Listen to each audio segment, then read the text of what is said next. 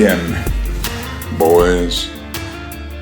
Your papa for the boys, your minstrel philosopher, banging out a tune of slippery question of divine proof, with all the wry self-mockery of a clown juggling unlit torches. Proof of God that doesn't beg the question. That's a tall order, like asking me to dance a waltz without tripping over my own existential shoelaces. Begging the question, for those keeping score, means sneaking the conclusion into the premise, like saying, God exists because the universe is so perfect, only God would have made it. Which is just a theological pat on the back disguised as logic. So let's rummage through the cosmic attic for arguments that at least try to keep their hands clean.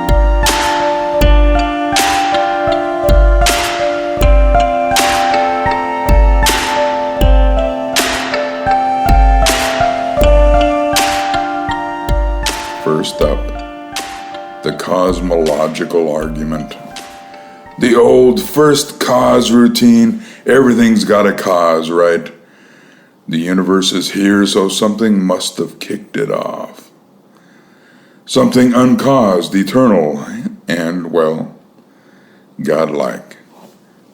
Aquinas loved this one, and it's got a certain charm, like a detective story where the butler didn't do it.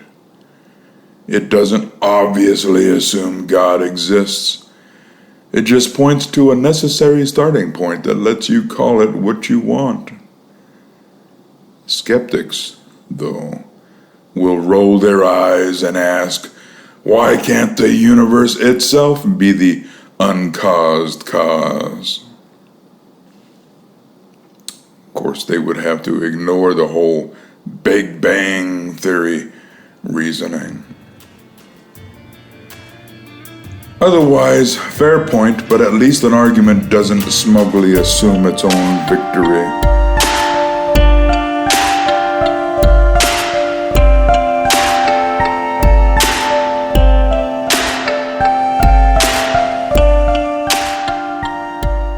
Then there's a teleological argument, or the design gambit. The universe is so finely tuned, constants like gravity, and the strong nuclear force dialed just right for stars, planets, and us squabbling humans, that it looks like someone must have planned it.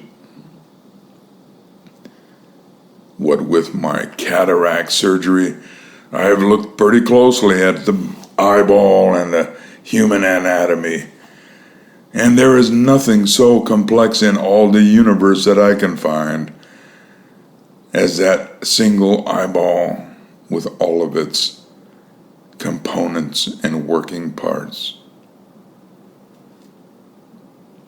William Paley's watchmaker analogy is the poster child here. Find a watch on the beach and you assume a watchmaker, not random sand tinkering. This one's not explicitly circular, it's more about inferring a purposeful intelligence from complexity. But oh, the counterpunches. Evolution, multiverse theories, which are pretty silly when you actually look into them. Or just plain, maybe it's all luck, can take the wind out of its sails, but only slightly. Still, it's a contender that doesn't immediately eat its own tail.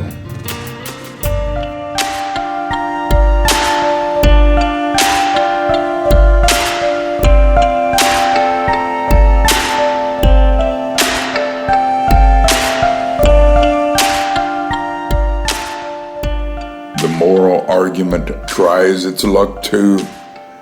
Humans have this pesky sense of objective morality. Killing's bad, kindness is good, even when nobody's watching. Where'd that come from?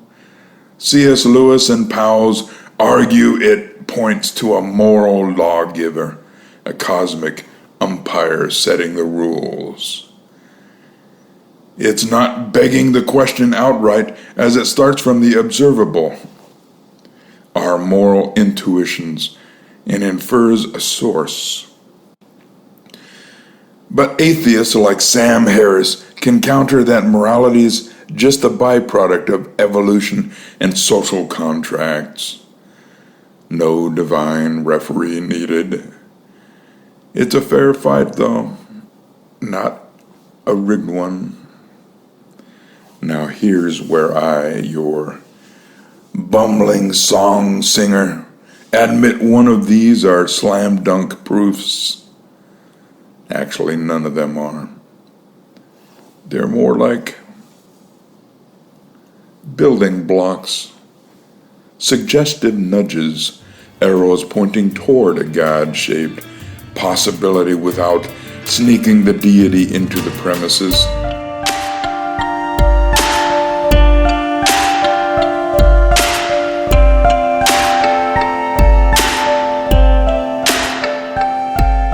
The cosmological argument leans on causality, the teleological on order, and the moral on conscience. None of them scream, God exists because God exists, but they're not bulletproof either. They invite debate, not surrender.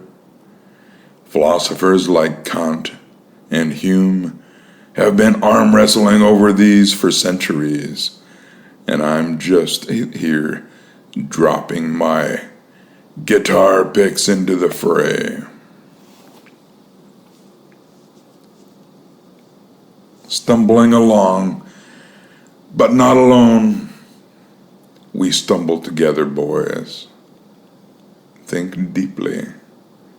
Don't give up. Keep on using that